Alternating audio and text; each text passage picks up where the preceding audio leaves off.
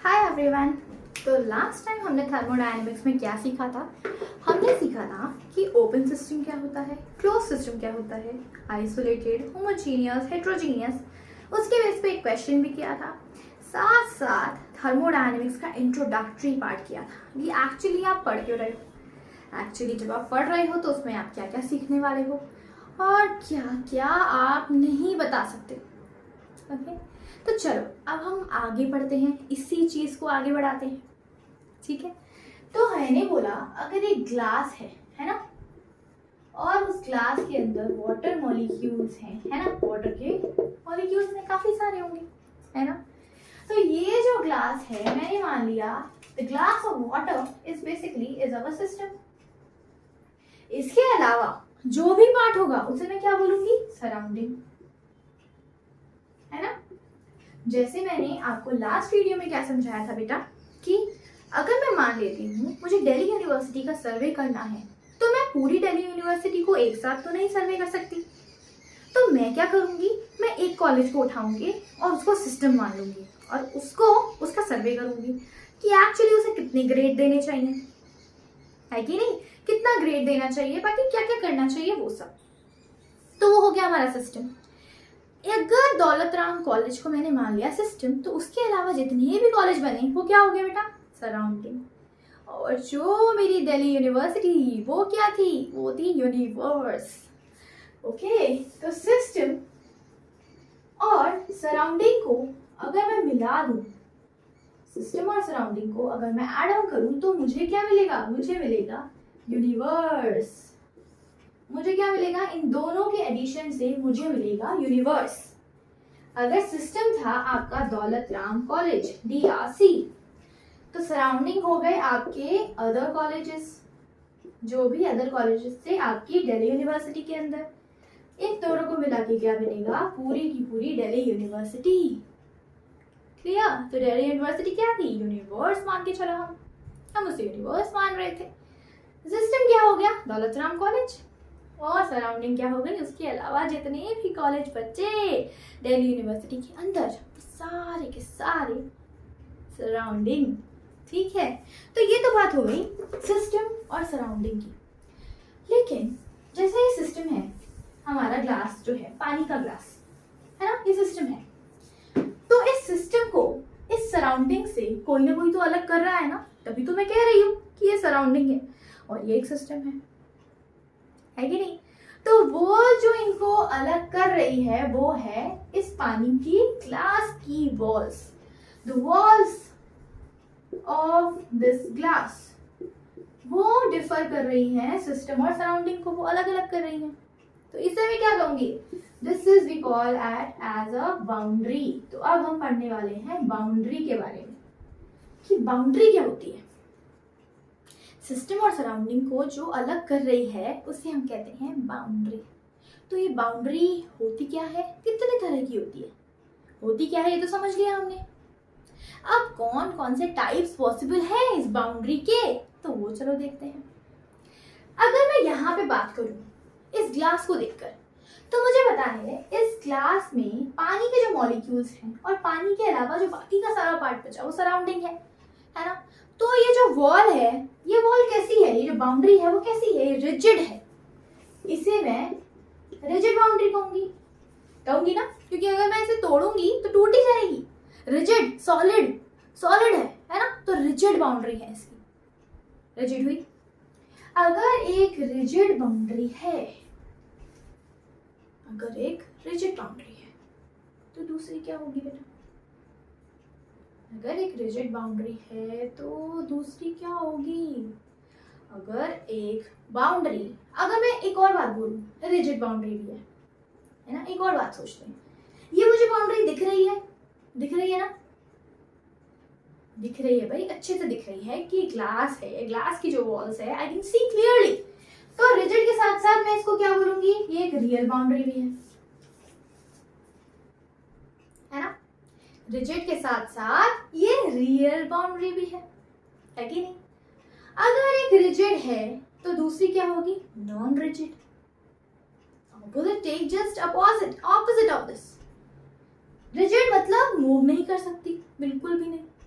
लेकिन कोई बाउंड्री ऐसी भी तो होगी, जैसे अगर मैं बोल लूं इसी पानी को मैं एक बलून में डाल लूं, ये बलून है मेरा, ठीक है, इस बलून में ये वाटर बलून ले लिया मैंने, ये वाटर बलून ले लिया, है ना, ये वाटर बलून ले लिया। तो ये जो बलून की साइड्स हैं, ये जो बलून की साइड्स हैं, क्या ये एक मूवेबल काइंड ऑफ बाउंड्री नहीं है? फ्लेक्सिबल है, रिजिड नहीं है, फ्लेक्सिबल है।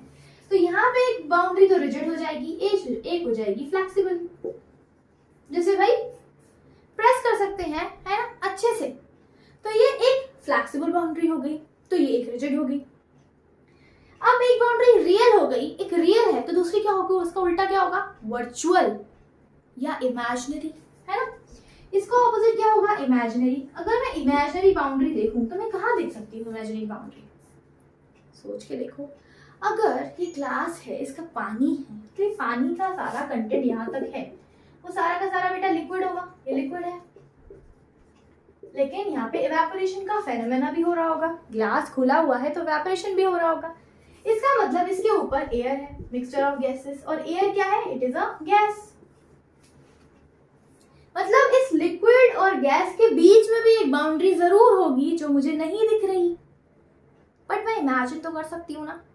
पानी को अगर बॉईल करना है तो टेम्परेचर देना पड़ता है, टेम्परेचर दोगे तब वो पानी में गैस में धीरे धीरे धीरे धीरे कन्वर्ट होता है, तो उस बाउंड्री को क्रॉस तो उसे करना ही पड़ेगा ना। इसका मतलब भाई लिक्विड है, गैस है, दोनों में कन्वर्जन है, दोनों में डिफरेंस है, तो बाउंड्री जरूर है जो मुझे दिख नहीं रही। तो मैं कह सकती हूँ दिस बाउंड्री इज इमेजिनरी, कह सकती हूँ ना। अब एक बाउंड्री होती है डायाथर्मिक, डायाथर्मिक, और एक होती है एडियाबैटिक। एक होती है डायाथर्मिक, एक होती है एडियाबैटिक। डायाथर्मिक बाउंड्री क्या होती है? डायाथर्मिक बाउंड्री वो बाउंड्री होती है जिसमें आप हीट का मोशन करा सकते हो, आप हीट को फ्लो करा सकते हो इन बिटवीन, सराउंडिंग और सिस्टम के बीच में आराम से हीट आ भी सकती है, जा भी सकती है। लेकिन एडियाबैटिक बाउंड्री वो होती है जहां पे there is no heat flow, no heat flow, आपकी हीट कहीं से कहीं नहीं जा सकती, हीट का फ्लो अलाउड ही नहीं है इस बाउंड्री के अंदर, तो उसे हम क्या कहेंगे, एडियाबैटिक बाउंड्री, ठीक है। तो एक हो गई डायाथर्मिक जो हीट को अलाउ नहीं करेगी, सॉरी अलाउ करेगी, और एडियाबैटिक जो हीट को अलाउ नहीं करेगी, हीट को अलाउ नहीं करेगी। तो ये बात हो गई हमारी बाउंड्री की, कितने तरह की बाउंड्रीज पॉसिबल है ना, एग्जिस्ट कितनी तरह की करती है, कितनी तरह की बाउंड्री एक्चुअली एग्जिस्ट करती है, क्लियर। तो ये बात हो गई बाउंड्री की। अब बात करते हैं थोड़ा आगे चलते हैं, थोड़ा इंटरेस्ट बढ़ाते हैं चीजों के लिए। चलो बेटा नोट डाउन कर लो, 1 2 3 4 5 गो। चलो अब हम पढ़ते हैं थोड़ा आगे। अब सिस्टम पता चल गया, सराउंडिंग पता चली गई, यूनिवर्स पता चल गया, और हमें बाउंड्री भी पता चल गई, है ना, सब पता चल गया। अब चलो थोड़ा सा सिस्टम में घुसते हैं, सिस्टम को समझते हैं। फिर से एक पानी का ग्लास लेते हैं, ठीक है, मैंने लिया एक पानी का ग्लास, सुंदर सा ग्लास जिसके अंदर पानी प्रेजेंट होगा, है ना। तो ये मेरा एक सिस्टम है, इस सिस्टम का कुछ ना कुछ टेम्परेचर होगा कि नहीं। मान लो मैंने क्या किया, इस पानी को थोड़ा सा गर्म करके लिया था, या फिर मैंने फ्रिज से पानी उठा लिया। फ्रिज से अगर मैंने पानी लिया ग्लास के अंदर, तो ये जो ग्लास में पानी होगा उसका कुछ ना कुछ टेम्परेचर होगा जो मैं ऑब्जर्व कर सकती हूँ। सिस्टम है, सिस्टम के बारे में जो भी चीजें मैं ऑब्जर्व कर सकती हूँ, जो मेरे सिस्टम को डिफाइन करे, जो मेरे सिस्टम की इंफॉर्मेशन मुझे दे, उन्हें हम कहते हैं state variables. State variables, state variables होते क्या है बेटा? स्टेट मतलब मेरे सिस्टम की जो स्टेट है, जो कंडीशन है, स्टेट मतलब ये जो मेरे सिस्टम की कंडीशन है वो बयां करें, उनको मैं वेरिएबल्स कहूंगी, और वो भी सिस्टम के स्टेट वेरिएबल्स। जैसे कि स्टेट वेरिएबल्स वो होते हैं which defines state of a system. जो मेरे सिस्टम की स्टेट को डिफाइन करे उन्हें मैं बोलूंगी स्टेट वेरिएबल्स। ओके, जैसे कि अगर मैं बोलूं तो इस ग्लास के पानी का कुछ ना कुछ टेम्परेचर तो पक्का होगा, इस पानी का कुछ ना कुछ वॉल्यूम भी होगा कि नहीं? कितना होगा? मान लो 250 ml होगा ना, इतना बड़ा ग्लास, तो पानी इतना हो सकता है। 120 ml, 100 ml, 100 ml का तो पक्का है ना, तो इतना ml है तो मैं कह सकती हूँ इसका वॉल्यूम है कुछ। तो ये मेरा जो सिस्टम है इसके स्टेट को डिफाइन कर रहा है वॉल्यूम, कितना पानी। इसके कुछ ना कुछ नंबर ऑफ मोल्स भी होंगे ही भाई, वाटर मॉलिक्यूल है तो उसके मोल्स भी होंगे, वो भी मेरे सिस्टम को डिफाइन कर रहे हैं। प्लस इसका कुछ ना कुछ प्रेशर भी होगा। तो ये सब चीजें जो मुझे मेरे सिस्टम के वेरिएबल्स, मेरे सिस्टम के स्टेट को डिफाइन करे, उन्हें हम कहते हैं स्टेट के वेरिएबल्स। ओके, ये वेरिएबल्स हैं, वो है जो मेरे सिस्टम की स्टेट को बताएंगे, मेरे सिस्टम की कंडीशन को बताएंगे कि मेरे सिस्टम की एक्चुअली कंडीशन क्या है। ओके, ये मुझे बताएंगे जो मेरा सिस्टम है इसकी कंडीशन है क्या करने वाला है ये सिस्टम। अगर टेम्परेचर ज्यादा होगा या कम होगा डिपेंड करता है, मैं इसे गर्म पानी करके लाई हूँ या फिर मैंने फ्रिज से उठाया है, मैंने ग्लास में आधा ग्लास भरा है पानी का या पूरा ग्लास भरा है, वॉल्यूम। प्रेशर फ्रिज से भी निकाल के लाओगे तो फ्रिज का अपना अंदर का कुछ प्रेशर होगा कि नहीं? बॉटल बंद होगी तो उसका खुद का प्रेशर होगा कि नहीं? बिल्कुल होगा। प्रेशर हटा दोगे तो उस टाइम में भी हल्का थोड़ा बहुत प्रेशर तो होगा ही, जो आपके रूम टेम्परेचर का है होगा ही। तो मतलब मेरे सिस्टम को जो डिफाइन करे, जो मेरे सिस्टम की कंडीशन को बताए एक पोजीशन पे, तो मैं उसे बोलूंगी मेरे स्टेट वेरिएबल्स। ओके, ये हो गए स्टेट वेरिएबल्स। चलो ये तो बात हो गई ऐसे लोग, ऐसी क्वांटिटी, ऐसी प्रॉपर्टीज, ऐसे वेरिएबल्स जो मेरे सिस्टम को तो ऐसे वेरिएबल्स जो मेरे सिस्टम को डिफाइन करें, हम उन्हें क्या बोलेंगे? State variables. अगर स्टेट के वेरिएबल्स हैं तो उनके कुछ ना कुछ फंक्शंस भी तो होंगे, कुछ ना कुछ एनर्जी भी तो होगी ना। तो हमारे पास इसी तरीके से दो तरह के फंक्शंस होते हैं, दो तरह के फंक्शंस, पता है क्या? एक होता है स्टेट फंक्शन, एक होता है स्टेट फंक्शन, और एक होता है पाथ फंक्शन। स्टेट फंक्शन वो फंक्शन होते हैं जो सिर्फ स्टेट पे डिपेंड करते हैं, which depends only on initial and final position, initial and final position of the system। मेरे सिस्टम की इनिशियल पोजीशन क्या है, फाइनल पोजीशन क्या है, इनको सिर्फ उस चीज से मतलब है। ये पाथ फंक्शन क्या होते हैं? which depends on path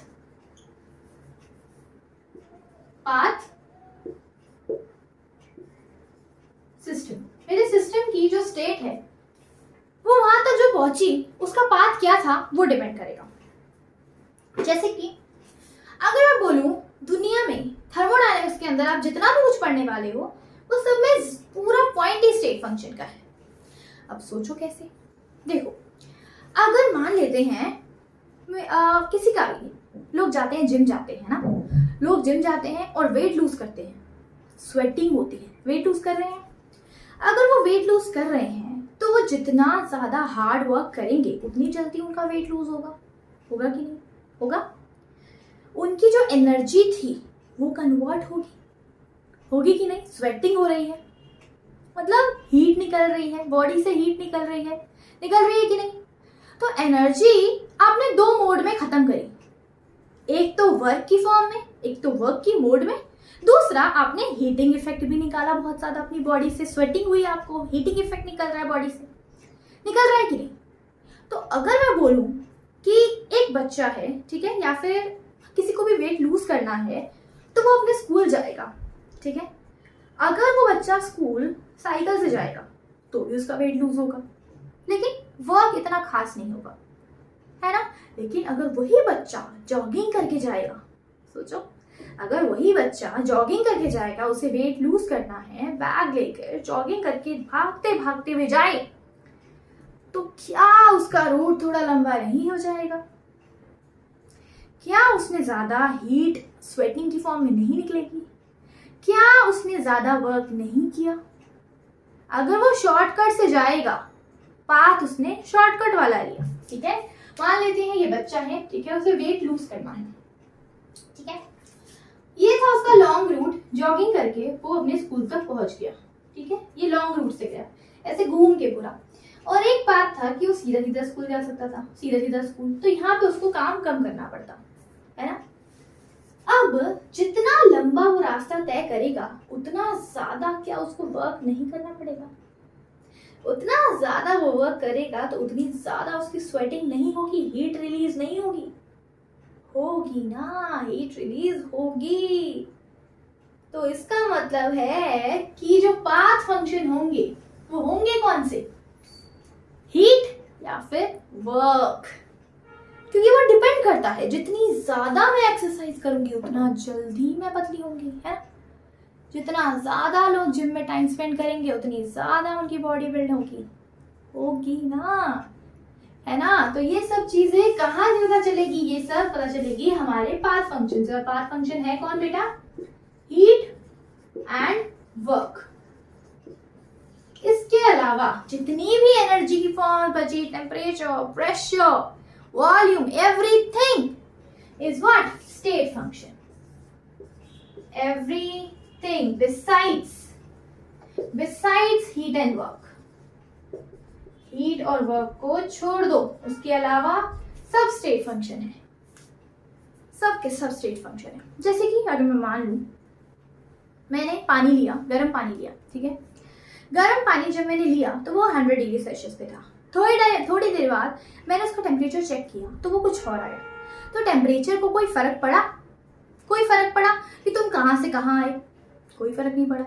मैं किस पाथ से उसको ठंडा कर रही हूँ? कोई फर्क नहीं पड़ता। मुझे सिर्फ फर्क पड़ता है किस चीज से? टेम्परेचर को किस चीज से फर्क पड़ता है?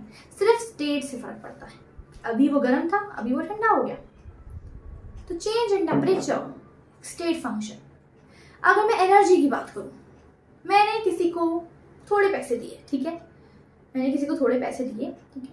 तो हुआ क्या? मैं उसको पैसे ट्रांसपोर्ट से देकर लाऊं, मैं उसे स्कूटर से देकर आऊं, मैं उसको स्कूटी से देकर आऊं, मैं उसको कार से देकर आऊं, क्या फर्क पड़ता है? नहीं पड़ता। मैंने उसको पैसे दिए, इस बात से फर्क पड़ता है भाई। कहां से गई, किस रास्ता मैंने यूज किया, कुछ भी यूज किया, क्या उससे किसी की एनर्जी को कोई फर्क पड़ता है? नहीं पड़ता। फर्क किसको पड़ेगा? वर्क को पड़ेगा। काम ज्यादा करना पड़ेगा भाई। कार यूज नहीं की, स्कूटी यूज करी तो पसीना ज्यादा आएगा ना, हीटिंग ज्यादा निकलेगी, वर्क ज्यादा करना पड़ेगा। तो ये सब चीजें से सिर्फ किसको फर्क पड़ता है? वर्क और हीट को। बाकी लोगों को कोई फर्क नहीं पड़ता। बाकी लोग सारे स्टेट फंक्शन में आते हैं। ओके, तो याद करना बड़ा आसान है, ध्यान रखना बड़ा आसान है। चलो नोट डाउन करो बेटा। 1 2 3 4 5 6 डन। चलो, अब ये तो बात हो गई स्टेट फंक्शन और हो गई बात पाथ फंक्शन की, ठीक है। अब हम पढ़ते हैं नेक्स्ट प्रोसेसेस, ठीक है। अब हमें समझ में आया कि किस किस तरह की बाउंड्री हो सकती है, सिस्टम क्या होता है, सराउंडिंग क्या होता है, थर्मोडायनेमिक्स क्यों पढ़ रहे हैं ये भी पता चला, ठीक है। अब पढ़ते हैं प्रोसेस कितने तरीके के होते हैं, प्रोसेसेस। अब प्रोसेसेस कितने तरह के होते हैं, ठीक है।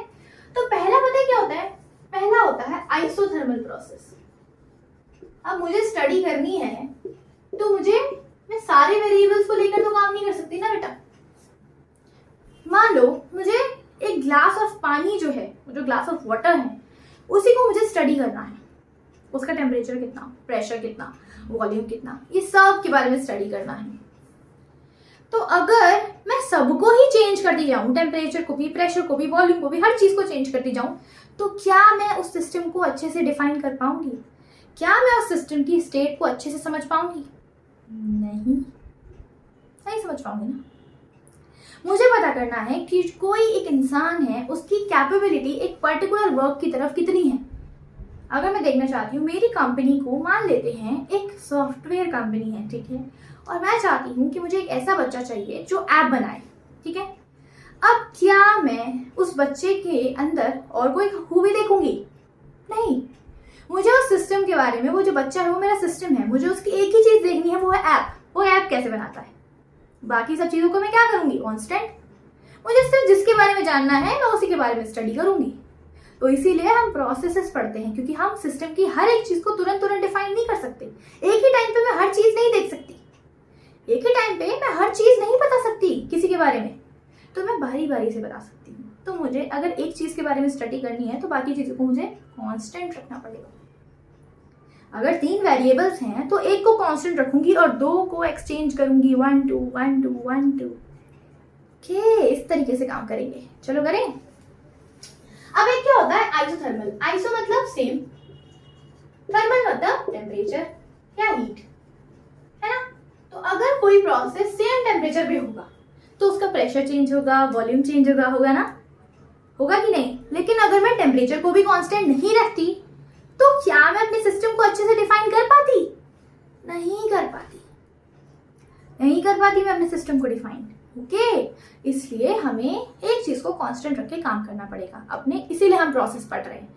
हर चीज को जानो हम पढ़ क्यों रहे हैं और इसका लॉजिक क्या है पीछे, ठीक है। चलो, अब सेम टेम्परेचर पे अगर प्रोसेस हो रहा है तो उस कंडीशन में जो चेंज इन टेम्परेचर होगा बेटा वो तो 0 हो जाएगा, मतलब टेम्परेचर ही 0, है ना। टेम्परेचर क्या हो जाएगा? कांस्टेंट। यहाँ पे लिख देती हूँ मैं, जो टेम्परेचर होगा वो होगा कांस्टेंट, ठीक है। अब टेम्परेचर कांस्टेंट होगा तो पता है ये कहाँ पे आता है? टेम्परेचर कब कांस्टेंट होता है? ये आता है बॉयल्स लॉ में। बॉयल्स लॉ कहता है एट अ सेम टेम्परेचर और when a temperature is constant then pressure is inversely proportional to volume. अगर मैं टेम्परेचर को कांस्टेंट कर दूं तो according to Boyle's law pressure जो होता है वॉल्यूम के इनवर्सली प्रोपोर्शनल होता है। अब यहां से अगर मैं प्रोपोर्शनैलिटी साइन हटाऊंगी तो मुझे क्या मिलेगा? Pressure equals to K by V and this K is which we call as Boyle's constant, है ना। Isothermal constant, Boyle's constant. यहां से आइसोथर्मल कंडीशन में एक फॉर्मूला निकलेगा और वो क्या है? अगर ये कांस्टेंट है तो मैं इसे लिख सकती हूँ P1V1 is equals to P2V2। Isothermal condition में हम ये फॉर्मूला अप्लाई कर सकते हैं।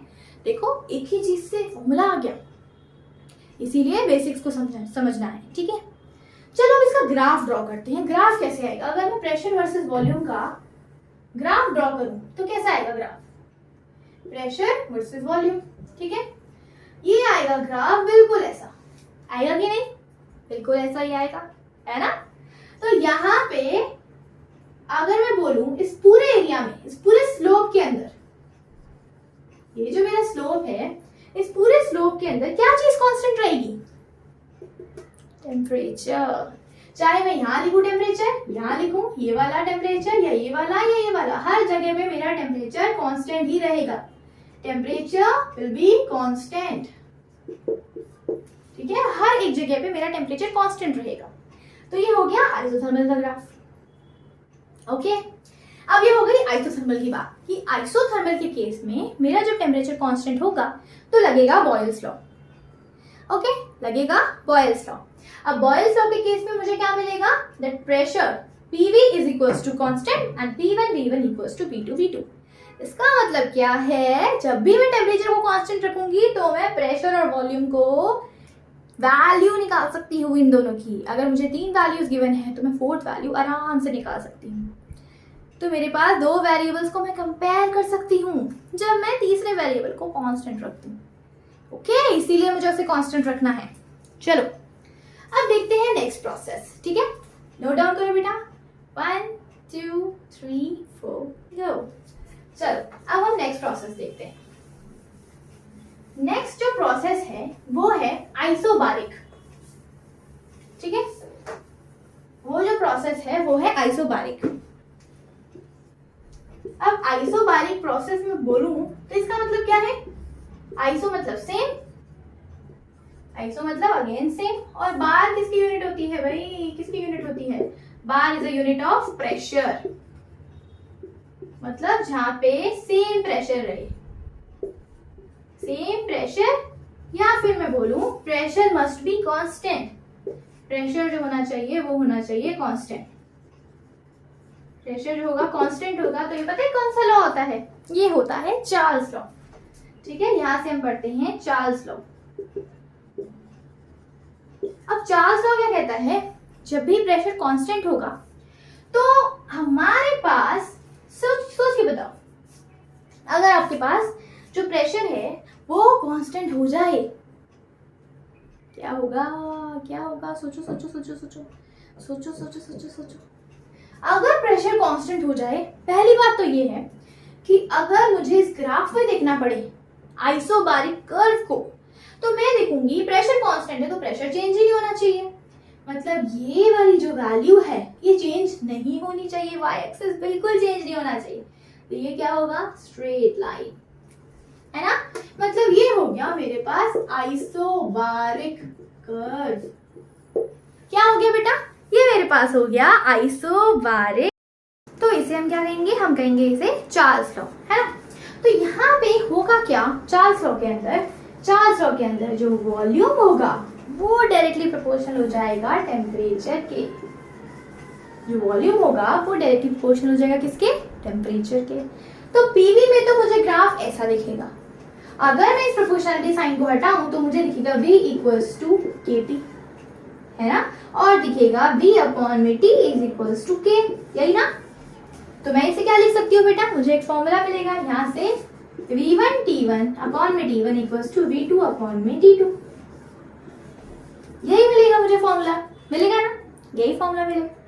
इसका मतलब क्या है? अगर मैं इसी ग्राफ को पीवी ग्राफ न लेके वॉल्यूम टेम्परेचर का ग्राफ लूं, तो मुझे क्या दिखेगा? Volume is directly proportional to temperature. तो ये बिल्कुल ओरिजिन से पास होता हुआ जाएगा, है ना? ये बिल्कुल ओरिजिन से पास होता हुआ जाएगा, है ना? बिल्कुल ओरिजिन से पास होता हुआ जाएगा, क्योंकि यहाँ पे कोई इंटरसेप्ट ही नहीं है। तो ये हो गया हमारा प्रेशर कांस्टेंट। यहाँ पे हर एक स्टेज पे जो प्रेशर होगा क्या होगा बेटा? होगा कांस्टेंट। अगर VT का ग्राफ ड्रॉ करोगे तो ऐसे, PV का ग्राफ ड्रॉ करोगे तो क्या? प्रेशर को कांस्टेंट बना देना, प्रेशर की पूरी लाइन स्ट्रेट लाइन कर देना। ठीक है, तो ये हो गया हमारे पास आइसोबारिक प्रोसेस। ठीक है, नोट डाउन करो बेटा। 1 2 3 4 गो। चलो अब हम नेक्स्ट करते हैं हम आइसोकोरिक। ठीक है, हम करते हैं नेक्स्ट आइसोकोरिक। अब आइसोकोरिक का क्या मतलब है? जहां पे वॉल्यूम ही कांस्टेंट हो जाए भाई, आइसोकोरिक प्रोसेस वो होता है जिसमें वॉल्यूम कांस्टेंट होता है, वॉल्यूम ही कांस्टेंट हो जाए। अगर मैं वॉल्यूम को कांस्टेंट कर दूं और पीवी कर्व में दिखाना चाहूं तो मैं कैसे दिखाऊंगी बेटा?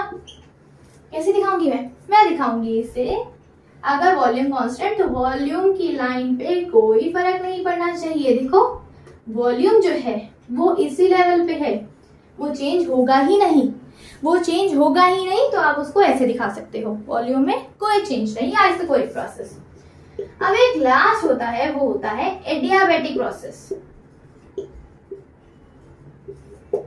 एडियाबैटिक प्रोसेस वो होता है, अभी हमने पढ़ा था ना बेटा कि बाउंड्री होती है एडियाबैटिक। तो एडियाबैटिक जो बाउंड्री होती है उस कंडीशन में क्या होता है? हीट का एक्सचेंज नॉट पॉसिबल। तो यहाँ पे जो आपका हीट होगा वो होगी कांस्टेंट, Q इज कांस्टेंट। अगर Q कांस्टेंट होगा तो change in Q will be 0, heat में कोई चेंज होगा ही नहीं, है ना? और यहां से अगर हम इसके ग्राफ को दिखाएं तो देखो कैसा दिखेगा। अब मैं सारे ग्राफ्स को एक साथ दिखाती हूँ। ठीक है, पीवी में अगर मैं आइसोथर्मल दिखाऊंगी तो बिल्कुल ऐसे दिखाई देगा, है ना? This is our isothermal curve, है ना? अगर मैं आइसोबारिक दिखाऊंगी तो मुझे ऐसे दिखेगा, आइसोबारिक, जिसमें प्रेशर कांस्टेंट। अगर मैं आइसोकोरिक दिखाऊंगी तो मुझे ऐसे दिखेगा, दिस इज अवर आइसोकोरिक, है ना? अगर मैं एडियाबैटिक दिखाऊं ना तो आइसोथर्मल के ठीक नीचे आएगा, मोर स्टीपर कर्व। ये रहा, more steeper curve is your adiabatic. Adiabatic का क्वेश्चन आता है, why adiabatic the slope of adiabatic curve is higher than the isothermal.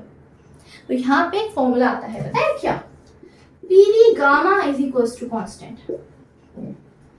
Adiabatic के अंदर हमें पीवी गामा कांस्टेंट मिलता है और आइसोथर्मल के अंदर हमें पीवी कांस्टेंट मिलता है। देखो दोनों में डिफरेंस है कि नहीं, है ना, एक गामा का डिफरेंस आ रहा है ना।